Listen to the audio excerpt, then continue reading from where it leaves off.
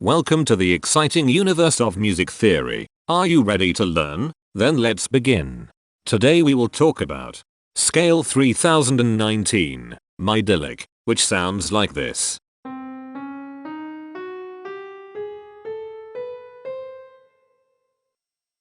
This scale has 8 tones, which means it is called an octatonic scale. This is a bracelet notation diagram of Scale 3019. The shaded circles represent tones that appear in the scale, and they are read clockwise, starting at the top.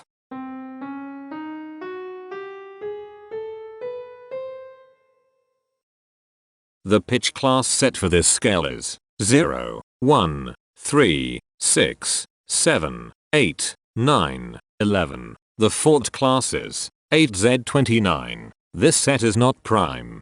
The structure of a scale is a description of the interval distance between each successive tone. This scale has a structure of 1 2 3 1 1 1 2 1.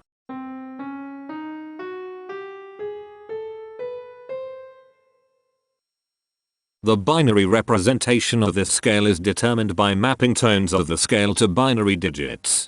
Each binary digit represents a power of 2.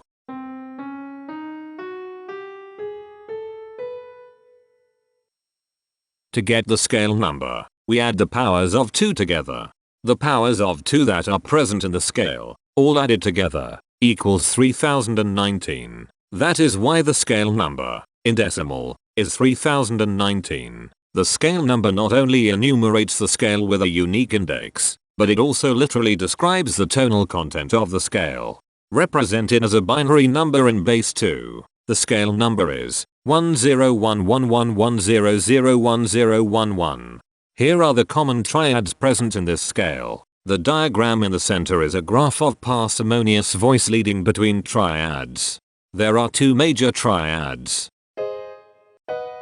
There are 3 minor triads. There is 1 augmented triad.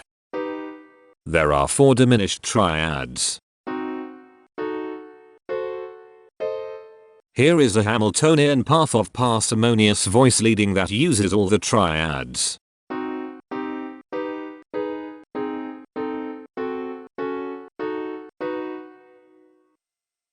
This scale has 8 modes. The first mode is itself. The second mode is Scale 3557, also known as Mydyllic. It sounds like this.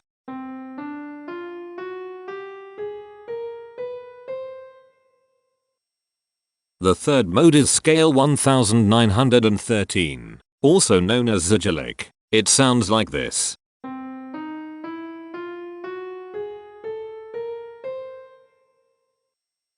The fourth mode is Scale 751, also known as Imperfections. It sounds like this.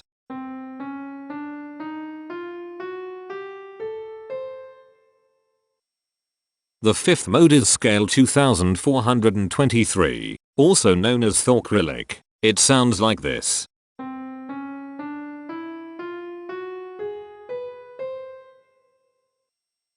The sixth mode is Scale 3259, also known as Mydyllic. It sounds like this.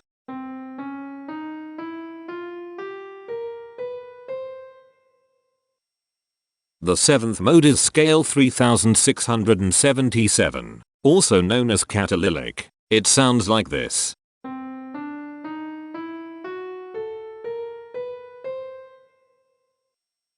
The eighth and last mode is Scale 1943, also known as Mydyllic. It sounds like this.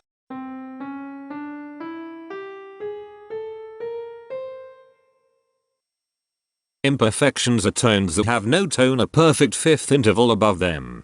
This scale has 3 imperfections. They are at positions here, here, and here.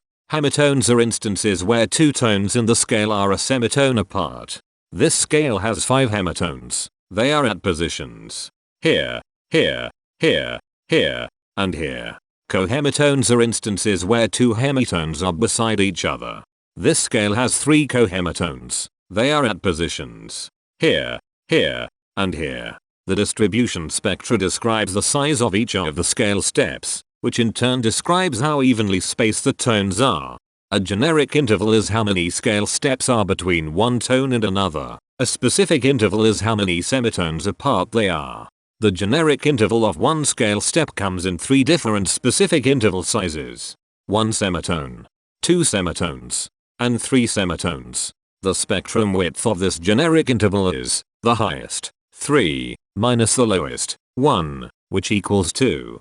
The generic interval of 2 scale steps comes in 4 different specific interval sizes: 2 semitones, 3 semitones, 4 semitones, and 5 semitones. The spectrum width of this generic interval is 3. The generic interval of 3 scale steps comes in 4 different specific interval sizes: 3 semitones, 4 semitones, 5 semitones, and 6 semitones. The spectrum width of this generic interval is 3. The generic interval of 4 scale steps comes in 3 different specific interval sizes: 5 semitones, 6 semitones, and 7 semitones. The spectrum width of this generic interval is 2. The generic interval of 5 scale steps comes in 4 different specific interval sizes: 6 semitones, 7 semitones, 8 semitones, and 9 semitones. The spectrum width of this generic interval is 3. The generic interval of 6 scale steps comes in 4 different specific interval sizes: 7 semitones, 8 semitones, 9 semitones, and 10 semitones. The spectrum width of this generic interval is 3. And finally, the generic interval of 7 scale steps comes in 3 different specific interval sizes: 9 semitones, 10 semitones, and 11 semitones. The spectrum width of this generic interval is 2. The spectrum variation is the sum of all the widths, divided by the number of tones. The spectrum variation of this scale is 2.25. Since the variation is greater than 0, this indicates that the scale is not perfectly even. The highest spectrum width is 3. Since this is greater than 1, we know that this scale is not maximally even. If every spectrum has exactly 2 specific intervals, we call that the Mydyllic property. This scale does not have the Mydyllic property. Since the generic interval ranges overlap, this scale is an improper scale. The interval vector of a scale is a description of what intervals exist between its tones. There are 5 intervals with the size of 1 semitone. They are here, here, here, here, and here. There are 5 intervals with the size of 2 semitones. They are here, here, here, here, and here. There are 5 intervals with the size of 3 semitones. They are here, here, here, here, and here. There are 5 intervals with the size of 4 semitones. They are here, here, here, here, and here. There are 5 intervals with the size of 5 semitones. They are here, here, here, here, and here. There are 3 intervals with the size of 6 semitones. They are here, here, and here. Each interval does not appear in this scale a unique number of times, so this is not a deep scale. Heteromorphisms are comparisons between every interval in a set. They can be classified as contradictions, ambiguities, and differences. A contradiction exists when a small generic interval has a bigger specific size than a larger generic interval. For example, if a generic third interval has a larger size in semitones than a generic fourth interval, that is a contradiction. The number of contradictions in this scale is 30. An ambiguity exists when 2 intervals have the same specific size, but they have different generic intervals. For example, if a generic fourth and a generic third interval are the same size in semitones, that is an ambiguity. The number of ambiguities in this scale is 60. A difference exists when 2 intervals have the same generic size, but different specific sizes. For example, a major third and a minor third both have the same generic size, but they have different sizes when measured in semitones. The number of differences in this scale is 141. The coherence quotient measures the proportion of ambiguities and contradictions among a set's intervals. A scale with a higher coherence quotient is a good candidate for musical usefulness. The coherence quotient is 0.662. The sameness quotient measures the proportion of heteromorphic differences among a set's intervals. A scale with a higher sameness has fewer differences, so it is also a good candidate for musical usefulness. The sameness quotient is 0.281. This scale has no reflective symmetry. This scale has a different pattern of intervals ascending and descending, so it is not palindromic. This scale has no ridge tones. The balance of a scale depends whether the tones are spaced equally enough for the center of gravity to be in the center of the scale.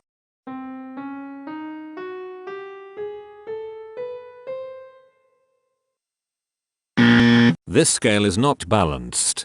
The inverse of a scale is a mirror image. It is what you get when the sequence of intervals is reversed. The inverse of this scale is scale 2683, also known as Mydyllic. This scale is chiral. It cannot transform into its inverse by rotational transformation. This scale has no rotational symmetry. For even more detail about this scale, visit ianring.com/musictheory/scales/3019. If you found this video informative, please consider supporting this channel by becoming a patron. Of course, not everyone has the means to support a project like this one financially, and that's okay. But if you are able to spare just $1 a month, your help is deeply appreciated. It will not only allow others to continue enjoying this series for free, but will also go toward improving the quality and quantity of music theory resources we can provide. Go to patreon.com/musictheory and join others like yourselves who totally geek out on all this nerdy stuff. Thank you to these Patreon patrons.